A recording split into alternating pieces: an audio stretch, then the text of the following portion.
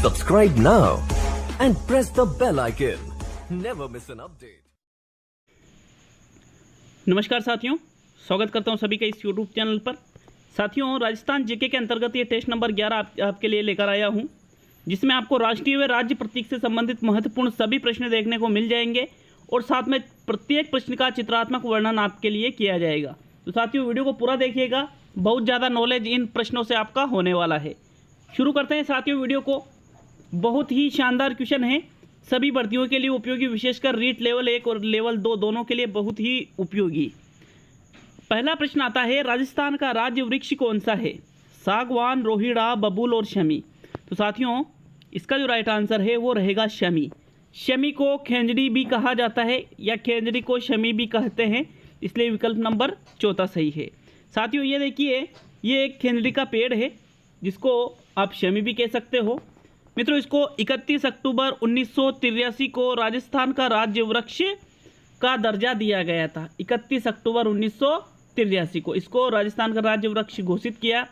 और इसका जो वैज्ञानिक नाम की अगर बात करें तो इसका वैज्ञानिक नाम है प्रोसोपिस सिनेरिया। क्या है? प्रोसोपिस सिनेरिया इसका वैज्ञानिक नाम है। मित्रों, इसको रेगिस्तान का कल्प वृक्ष भी कहा जाता है। इस चीज़ को भी आपको याद रखना है, रेगिस्तान का कल्प वृक्ष भी खेंजड़ी या शमी ही कहलाती है। तो साथियों, ये प्रथम क्वेश्चन था जिसमें आपको कुछ एक्स्ट्रा नॉलेज दी गई है और इसके बारे में और भी बात करेंगे। मित्रों, चलिए नेक्स्ट प्रश्न की ओर बढ़ेंगे, लेकिन प्रश्न नंबर 2 आता है, रेगिस्तान के सागवान के नाम से जो वृक्ष जाना जाता है वह कौन सा है? रेगिस्तान का सागवान, यूकेलिप्टिस, बबूल, खेंजड़ी और रोहिड़ा। तो मित्रों, रेगिस्तान का सागवान कहा जाता है रोहिड़ा को। किसको कहा जाता है मित्रों? रोहिड़ा को रेगिस्तान का सागवान कहते हैं। अब देखिए, आपको ये याद होना चाहिए, जो रोहिड़ा है वो राजस्थान का राज्य पुष्प है। क्या है? राजस्थान का राज्य पुष्प है मित्रों रोहिड़ा का। चलो चित्र देख लेते हैं। ये देखिए, रोहिड़ा का एक इमेज भी मैंने आपके लिए लगाया है। इसको भी 1983 में ही राजस्थान का राज्य पुष्प घोषित किया गया। इसको मरुस्थल का सागवान या रेगिस्तान का सागवान, मारवाड़ टीक भी इसको कहा जाता है मित्रों। और इसके वैज्ञानिक नाम की अगर बात करें तो इसका वैज्ञानिक नाम है टिकोमेला अंडुलेटा। क्या है? टिकोमेला अंडुलेटा इसका वैज्ञानिक नाम है साथियों। और ये रेतीली मिट्टी में उगने वाला एक वृक्ष का प्रकार है। ठीक है साथियों, रोहिड़ा की जो लकड़ी होती है, लकड़ी वो बहुत ही मजबूत होती है, कठोर होती है और टिकाऊ होती है, इसलिए इस पर नक्काशी का काम भी आराम से किया जा सकता है। और कठोर, मजबूत और टिकाऊ होने के कारण इसको राजस्थान की मरुशोभा भी कहा जाता है साथियों। तो चलिए, राजस्थान की मरुशोभा जो इसमें ये पुष्प लग रहे हैं ना, उसको कहा जाता है। चलिए नेक्स्ट प्रश्न नंबर 3 पे चलते हैं। तीसरा प्रश्न है, भारत के राष्ट्र ध्वज की चौड़ाई एवं लंबाई का अनुपात क्रमशः है 2:3, 3:2, 3:4 और 3:1। तो साथियों, राष्ट्र ध्वज की लंबाई एवं चौड़ाई एवं लंबाई का अनुपात अगर देखें तो इसका आंसर रहेगा 2:3। मतलब इसकी चौड़ाई तो रहती है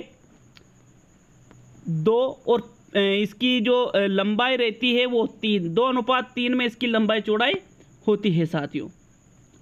आप सभी को पता होना चाहिए कि भारत की संविधान सभा ने राष्ट्रीय ध्वज का प्रारूप 22 जुलाई 1947 को अपनाया था।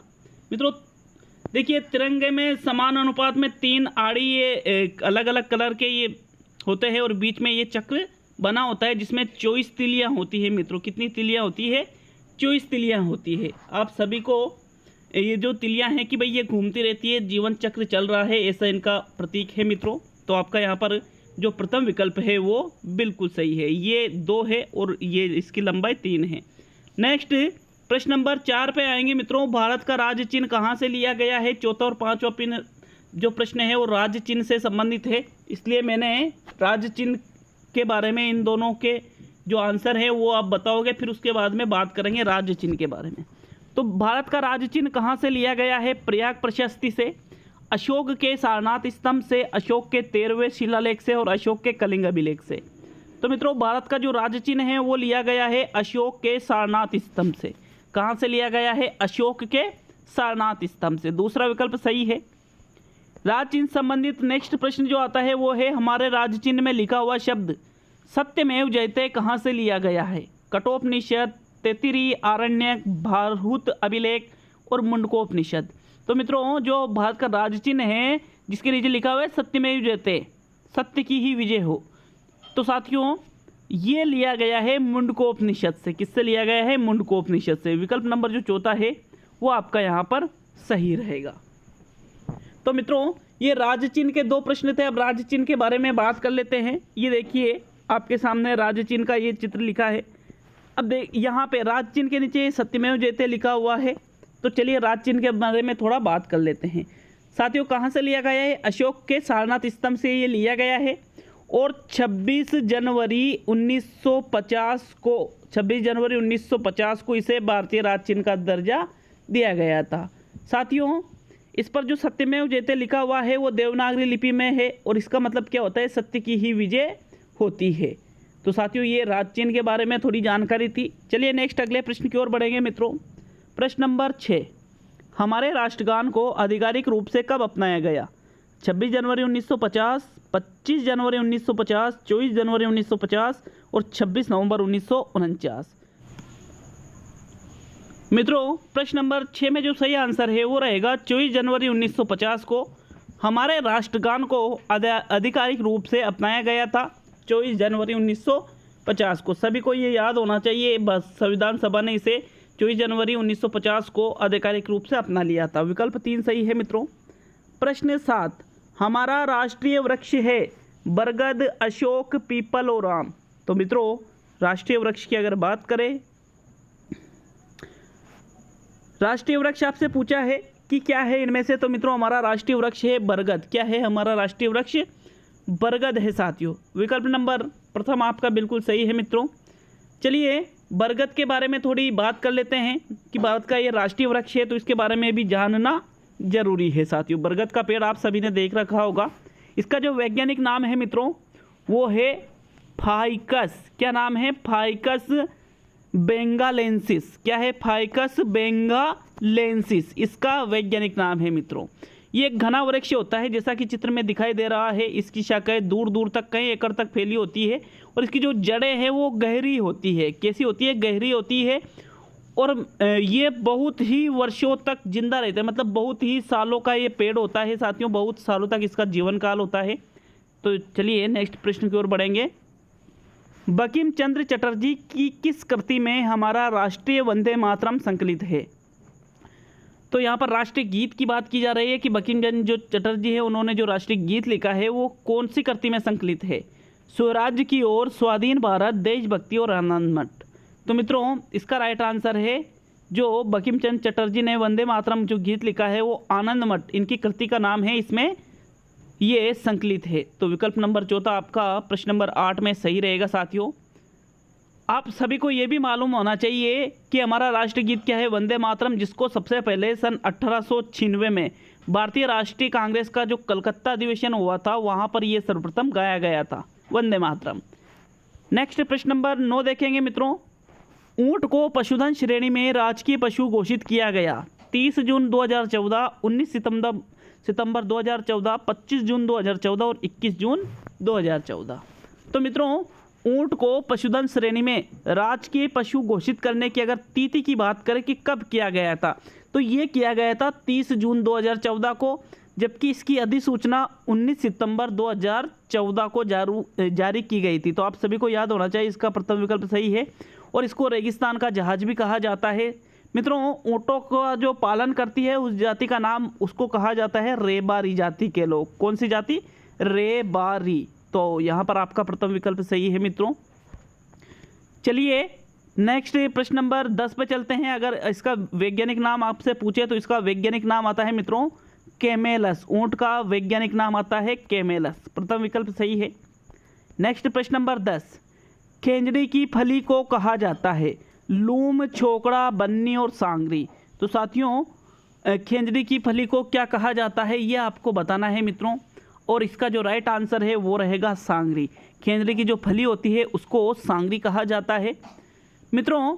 यहाँ पर जो लूम, छोकड़ा, बन्नी ये जो मैंने लिखा है वो सिंधी में तो इसको कहा जाता है चोकड़ा, सिंधी भाषा में।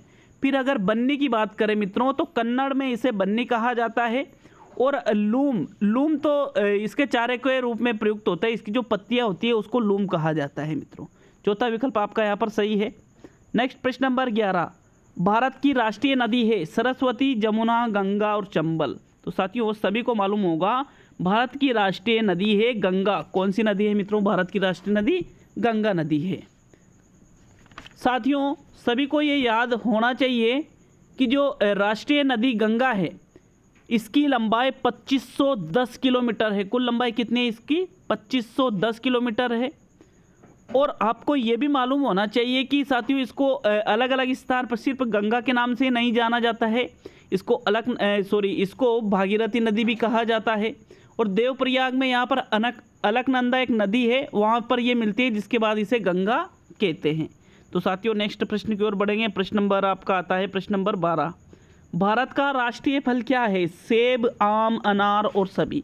तो ये क्वेश्चन तो सभी को याद होना चाहिए मित्रों। भारत का राष्ट्रीय फल है आम। क्या है मित्रों? आम। आम के बारे में अगर थोड़ी सी भी बात करें तो इसका मनोवैज्ञानिक नाम आता है, ये देखिए आम का चित्र बताने की ज़रूरत ही नहीं है, सभी को पता है। इसका वैज्ञानिक नाम आता है मैनिगीफेरा इंडिका। मैनिगीफेरा इंडिका इसका वैज्ञानिक नाम है साथियों। अगला प्रश्न नंबर 13 देखेंगे। भारत का राष्ट्रीय पुष्प है कमल, गुलाब, कनीर और चमेली। तो साथियों भारत का राष्ट्रीय पुष्प है कमल। क्या है मित्रों? कमल है। प्रथम विकल्प आपका सही है। अगर कमल की बात करें तो इसका वैज्ञानिक नाम आता है नेलम्बो न्यूसीफेरा कार्टन। नेलम्बो न्यूसीफेरा कार्टन इसका वैज्ञानिक नाम है साथियों। ये भारत का राष्ट्रीय पुष्प है। और मित्रों इसका धार्मिक महत्व भी बहुत ज़्यादा है, एक तरह से ईश्वरीय सुंदरता का ये प्रतीक है साथियों। नेक्स्ट प्रश्न नंबर 14 देखेंगे। मयूर पावो क्रीस्टेटस को राष्ट्रीय पक्षी कब घोषित किया गया? मयूर मतलब मोर को। तो इसका वैज्ञानिक नाम भी मैंने यहाँ लिख दिया है। इसको राष्ट्रीय पशु कब घोषित किया गया? 1947, 50, 55 और 1963। तो साथियों मोर को या पावो क्रीस्टेटस को राष्ट्रीय पक्षी की अगर बात करें तो ये घोषित किया गया था 1963 में। साथियों इसका जो चौथा विकल्प है जो चौथा विकल्प है वो इसका सही आंसर है। और मयूर का चित्र सभी ने देख रखा होगा, नाचता हुआ मोर, जब उसके पंख होते हैं तो वो कितना सुंदर लगता है। मित्रों आपको ये भी मालूम होना चाहिए कि जो इसकी प्रजाति है मादा और नर, इसमें मादा की अपेक्षा नर मोर जो होता है मयूर वो अधिक सुंदर होता है। इसको 1963 में राष्ट्रीय पक्षी घोषित किया गया। साथियों मोर उड़ीसा का राज्य पक्षी भी है। आपको ये भी याद होना चाहिए कि ये राष्ट्र पक्षी तो है लेकिन इसको उड़ीसा का राज्य पक्षी का दर्जा भी प्राप्त है। नेक्स्ट प्रश्न नंबर 14 देखेंगे साथियों। 14 क्या 15वां प्रश्न। राष्ट्रीय पशु है बाघ, शेर, चिंकारा और ऊंट। तो साथियों राष्ट्रीय पूछा है, राज्य नहीं पूछा है। और राष्ट्रीय पशु है मित्रों बाघ। क्या है? बाघ है साथियों। आपका जो प्रथम वाला विकल्प है यहाँ पर वो बिल्कुल सही रहेगा। चलिए बाघ के बारे में बात करेंगे। तो साथियों बाघ पीले रंग का और काले रंग का धारीदार लोम चर्म वाला एक पशु होता है। इसको 1972 में राष्ट्रीय पशु घोषित किया गया था साथियों। मित्रों इनकी जो घ्राण शक्ति और श्रवण शक्ति है वो बहुत ही तीव्र होती है। घ्राण मतलब सूंघने की शक्ति और सुनने की शक्ति बहुत ज़्यादा तेज होती है। और इसको दृढ़ता, फूर्ति, अपार शक्ति इनके पास होती है, शालीनता होती है, इसलिए इनको राष्ट्रीय पशु का गौरव भी प्राप्त है। नेक्स्ट प्रश्न नंबर 16 देखेंगे साथियों। राष्ट्रीय गीत व राष्ट्रगान के लेखक है बंकिम चंद्र चटर्जी व रविन्द्रनाथ टैगोर व बंकिम चंद्र चटर्जी व महात्मा गांधी व रविन्द्रनाथ टैगोर। तो साथियों राष्ट्रगीत व राष्ट्रगान के राष्ट्रगीत किसने लिखा? बंकिम चंद्र चटर्जी ने। और राष्ट्रगान किसने लिखा? रविन्द्रनाथ टैगोर ने। मतलब आपका जो विकल्प नंबर प्रथम है वो यहाँ पर बिल्कुल सही रहेगा। प्रश्न नंबर 17 की ओर बढ़ेंगे मित्रों। रोहिड़ा को राज्य पुष्प घोषित किया गया 1981 में, 82 में, 83 में और 84 में। तो ये तो मैं आपको पहले भी बता चुका हूँ कि रोहिड़ा को राज्य पुष्प 1983 में घोषित किया गया है। और साथियों इसको राजस्थान की मरुशोभा, राजस्थान का सागवान, मारवाड़ टीक इत्यादि कुछ नाम मैंने पहले भी बता दिए थे। रोइडा के बारे में पहले भी हमने बात कर ली है। चलिए इसलिए नेक्स्ट प्रश्न की ओर बढ़ेंगे। राजस्थान का राज्य पशु क्या है? ऊंट, चिंकारा, शेर और बाघ। तो साथियों राजस्थान का राज्य पशु अगर इसकी बात करें तो इस राजस्थान का राज्य पशु है, यहाँ पर ऊंट भी है और चिंकारा भी है। मित्रों ऊंट के बारे में पहले बात कर ली थी, चिंकारा के बारे में बात करने वाले हैं। चिंकारा को राजस्थान का राज्य पशु कहा जाता है और इसको भारतीय गजेला के नाम से भी जाना जाता है। भारतीय गजेला के नाम से इसको जाना जाता है। साथियों इसका वैज्ञानिक नाम की अगर बात करें तो इसका वैज्ञानिक नाम है गजेला बेनट्टी। क्या है? गजेला बेनट्टी। मित्रों चिंकारा के जो सींग है वो छल्लेदार होते हैं, जैसा कि आपको यहाँ पर दिखाई दे रहा होगा। चलिए मित्रों आज का अंतिम और प्रश्न नंबर 19 बात करेंगे। राजस्थान का राज्य पक्षी है तोता, हंस, मोर और गोडावन। तो मित्रों राजस्थान का राज्य पक्षी है गोडावन। क्या है? गोडावन। चौथा विकल्प आपका यहाँ पर सही है। गोडावन के बारे में बात करें तो इसको 1981 में राजस्थान का राज्य पक्षी घोषित किया गया था। मित्रों ये राष्ट्रीय मरु उद्यान जैसलमेर में पाया जाता है और साथ ही साथ सोरसन 12 में भी ये पाए जाते हैं। साथियों गोडावन को सोनचिड़िया, महासारंग, घोरार, हुकना आदि नामों से भी जाना जाता है।